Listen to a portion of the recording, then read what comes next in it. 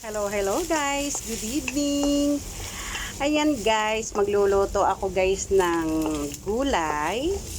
Simpleng gulay guys. Yan, naggisa na ako ng bawang at sibuyas. Ayan. Simpleng gulay guys. Ang akin pong oil ay olive oil. Yan. Yan po ay katawan ng broccoli. Yan guys. Diba? Ganun lang siya kasimple. Tapos lalagyan ko ng isang latang tuna. Apritada guys. Yan. Madali lang siyang maluto. Kaya yan, ginigisa ko na. Simpleng lutuan lang guys ito. Para naman mas masarap. Ayan, nilagay ko na ang ating repolyo para mapadali. Ayan. Madali lang ang lutuan. Diba?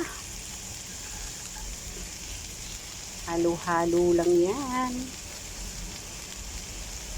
Ayan. Haluin natin. Ayan po. Halo-halo lang. Para naman pantay ang ating pagkakaluto. Masarap nito guys, yung medyo half cook lang.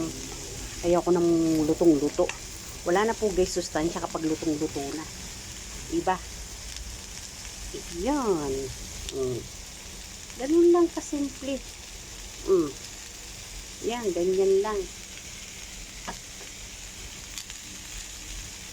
Dali lang naman maluto. At ilagay ko na rin guys ang aking broccoli.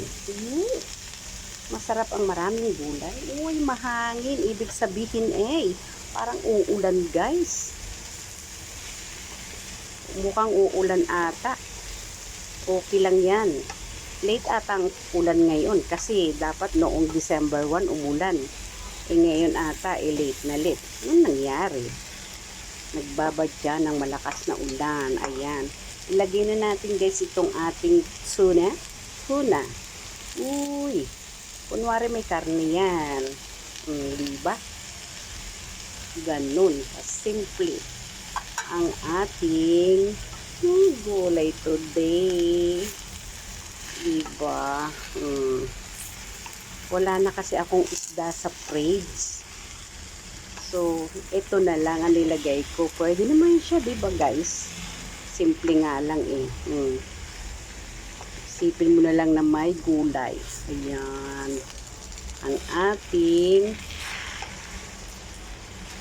gulay. Grabe, ang sarap niya. Ayan.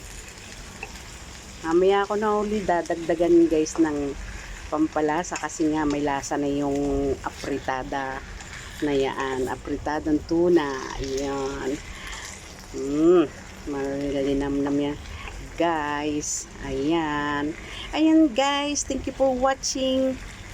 Good evening again. Advance Merry Christmas in a Happy New Year. Bye bye.